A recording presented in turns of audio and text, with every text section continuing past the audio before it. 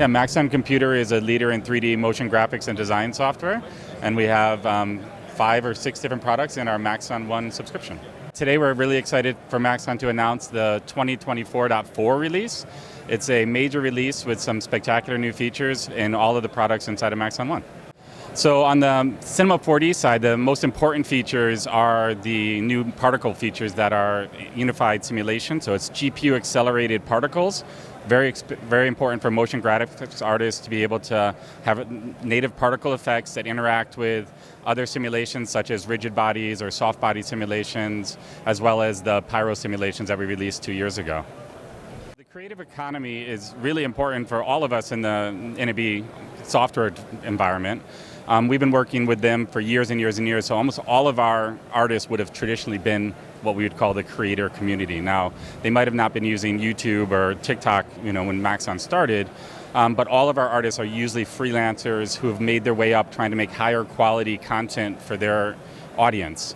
And so if you want to start with just video, that's great, but if you want to have super high quality, unique, animated, or motion graphic style artwork, you're going to need a tool like what we bring out with Maxon One.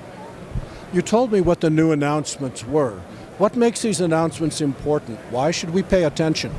So what we're adding is our top feature requests from our customers. So be it with the particle stuff I already mentioned, but also with Redshift, the highest quality request. So Redshift is our photorealistic rendering software, but the highest requested feature from our audience was non-photorealistic. So you can now do animated rendering with Redshift. And so this gives you to be able to open up an entire new style for your community when you're making your content and your artwork. One of your tasks as CEO is to guess where the future is going, which is a non-easy task. What are the trends that you're keeping an eye on today? So obviously the trends that are important for the industry is higher quality content, faster content delivery. How do you make content at scale for all of the new networks that you need to go on, be it the social media networks or more content for the streaming platforms?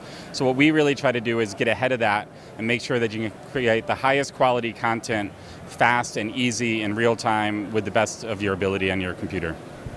One of the buzzwords that we're hearing a lot of, both positive and negative, is AI. What do you see as the role of AI or the impact of AI on media, say this year? So the AI impact this year, I actually honestly don't think is going to be that high. We obviously are watching it, but we're really trying to enable our artists to create content, and that's obviously a tricky space when you talk about artificial intelligence. So what we really look at is where can we use machine learning or artificial intelligence to actually help the artists just create more, not replace anything they're doing. So when we look at what we're going to be doing with artificial intelligence in the future, it would just be about doing things faster, but not replacing the creative artwork from our customers. The sad part, though, is that AI has the ability to replace your artists. How would you give them reasons for hope? So I actually would look at it completely opposite. I don't think that artificial intelligence can replace artists. Art is a social phenomenon that comes inside of a human.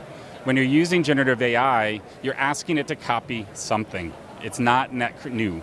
So for us, the artist is always going to be driving the future of creativity. And the Gen AI might work for filler or background, but it's not going to be that net creative new impact.